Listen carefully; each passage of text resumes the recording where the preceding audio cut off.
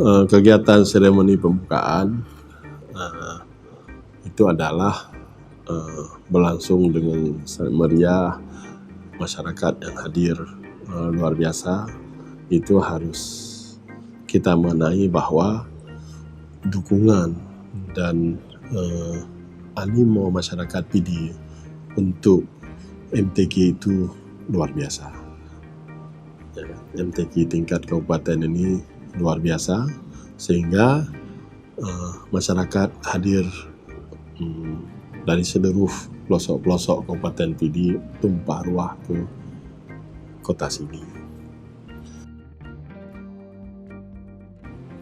Sungguhan acara kegiatan pada waktu seremonial pembukaan itu sudah sangat disajikan, sudah sangat baik, dengan lighting yang baik, kemudian dengan video yang sangat menarik tentang the spirit of PD, yang menggambarkan di situ bahwa seluruh yang ada sekarang di Kabupaten PD, ya kan, itu dibangun dan berkembang yang spirit dasarnya itu adalah dari Al-Quran.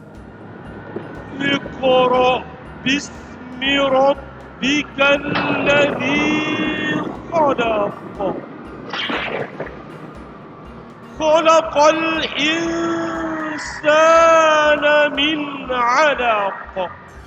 Hajatan MTQ ini